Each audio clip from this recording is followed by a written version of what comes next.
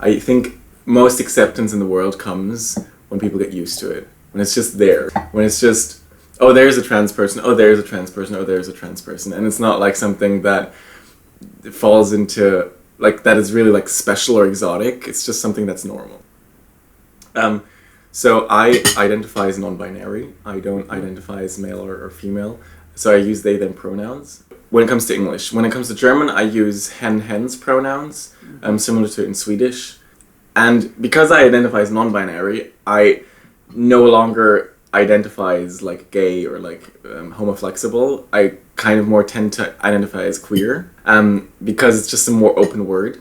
But I had multiple phases. Like in the beginning of my life, I'm not quite sure, but I did identify as heterosexual.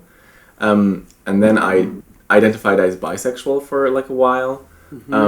And then I identified very, very strongly with like gay and with homosexual. And that kind of also shaped my identity. And I'm beginning to try and break away from that, like, that shell that I have the feeling through that label I build up kind of a shell, and I'm trying to break through it, coming out again as a human and just coming out as non-binary, as queer. Beginning of 2017 I started to come out to people and tell people and feel the acceptance or the non-acceptance, and I'm now in a really good place because my fiancé, he really tries his best to like use the correct pronouns and not to refer to me as like his boyfriend, but like just his NB friend, and which NB stands is short for non-binary.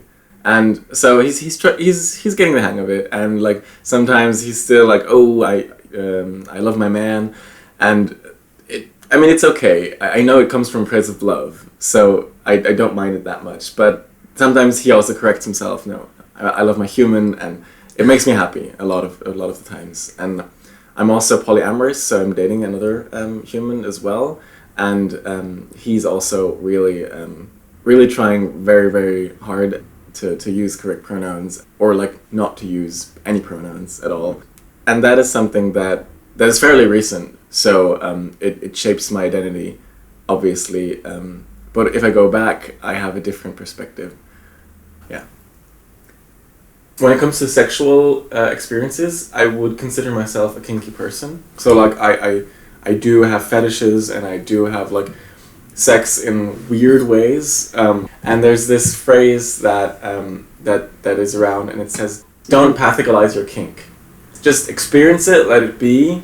Because as soon as you pathologize, then you come into something like, where does it come from? Can I change it? Which it could turn out to be quite harmful, because in the end you're just your own self and there's no need to change. Actually, one place where I've taken a lot of inspiration when it comes to my sexual like preferences and like my how I want to be touched and everything, and also when it comes to consent, I reference quite a lot the asexual community, actually. Mm-hmm. I've learned quite a lot from the asexual community. Like, for example, there's this categorizing that they have that is called stone, paper, and papier-mâché. And it's about touch. So people that identify as like stone, or like say like I'm stone, they like to be touched but not give touch. And paper is the other way around. They like to give touch but not receive touch. And papier-mâché like both but not at the same time. And that is something like I strongly identify with being paper. Like I love to give pleasure, I love to give touch. And then I also kind of understand the papier-mâché aspect of it. I also enjoy like being touched and like being loved, but it's kind of too much for me when there's both going on. That's something that also that I read about in my studies. That is called homonormativity and homonationalism. For example, in the UK, there's like this general thought of, oh yeah, we're so open for like queer people, but then it's limited to homosexual people because they fit in like this norm ideal box of, okay, there's two people, they're being together and they're having a family and they can marry, and like one is maybe the woman and one is the man, and it's just it's so normal to be gay. It's just not something that is talked about, and it's not something that is really exoticized. And then also in contrast, like I've read this study that was about like a youth group in the UK, and they used their homosexuality and their openness for homosexuality to form like a national identity. So like we as like the British people, we were like so acceptance and so acceptant, and like all of these immigrants that come from like all of these other places and like from Africa and like also from the Middle East, they're like totally against that, and we don't want them in the country because they will threaten our ideals of like homosexuality being okay, and that's homonationalism. So you use like your openness for homosexuality to be racist. I really would like to marry my fiancé. I mean, he's my fiancé for a reason, because he proposed. So I was really thinking about like how do I want to do it? Like how do I want to make it? Like, do I want a ceremony? What do I want? Because in the end, it's just a more sophisticated way of showing your love. But then, as I met my other partner, he said, well, I'm really okay with you having another partner, and I'm really okay with you like having a fiancé and like all of that, but it would strike me odd if you'd be married, because then I'm excluded, because as soon as you're married, I cannot marry you. And that is an interesting thing that I haven't thought about before, because it's just the way how marriage works. It's just an exclusion factor, and I could marry my fiancé and it would be okay, but then my other partner would be excluded, and I wouldn't want that. I don't want to exclude other people. Yeah. So I masturbated before I knew that it was called masturbating. But what I did then was to Google it. And so yeah, when I was around 12, I just had the urge to like know everything about sex and just Google it and just find out what it is. And obviously I also found pornography. I mean, obviously I found heterosexual pornography first, and I was thoroughly confused because for some reason there was a disconnection of the picture of femininity and womanhood that I saw in heterosexual porn, and the picture and like the value that I saw in femininity and womanhood in my real life, in my day-to-day life with the female friends that I had, and also especially with my mother. It was just not possible for me to imagine that my parents would have sex in this way, because it was such a downside on women, even men. But maybe I didn't realize that at the time. I was just really confused and disgusted by this way women were presented to me in a sexual way, and that wasn't for me. I knew I don't feel sexual pleasure from this. This is not something that I enjoy seeing. It's something that really disconnects me from reality. And so like in this stage, I really knew early on that pornography is not reality, and that it's something really odd. And so I switched to gay porn.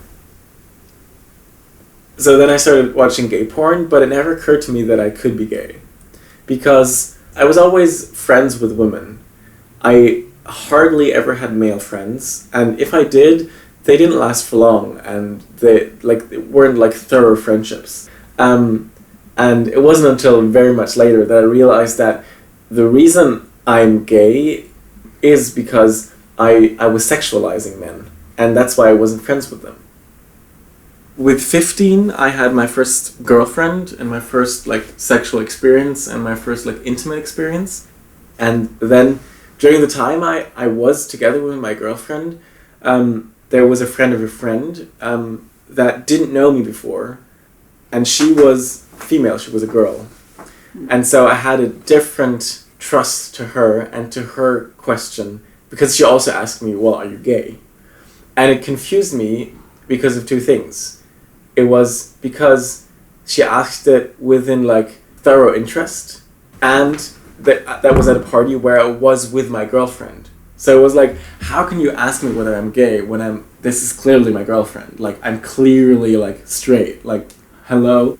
So I realized it did not come from a place of maliciousness. It came from a place of interest. And so this girl and this question was the first moment where I was like, oh, well, maybe it could be an actual possibility that I do live my sexual fantasies that I would watch ever since I started watching gay porn, that I do live them in the real world. And that was something that never came to my mind before, which is baffling. And so then that night I told my girlfriend that I was bisexual and that I've been like watching gay porn ever since. And she was kind of confused by that, because she didn't know, like, well, why are you telling me that because you want to have like experiences with a man, or are you telling me that so I know that I cannot fulfill your sexual desires because I'm only female? But it felt good to like say it out loud. I told my parents. I said, well, I'm bisexual and I also want to have experiences with men. And then there was this picture of bisexuality not being as valid as like heterosexuality or homosexuality.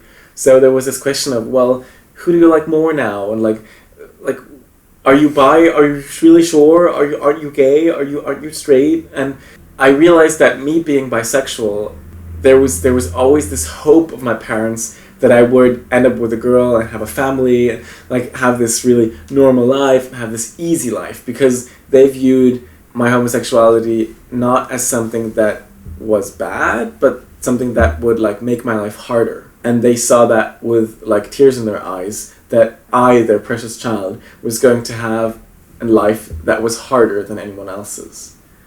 So that's why I decided to come out as gay. I think if I didn't come out as gay, I wouldn't have come out as non-binary. I wasn't feminine enough to be like, oh, I want to be a girl.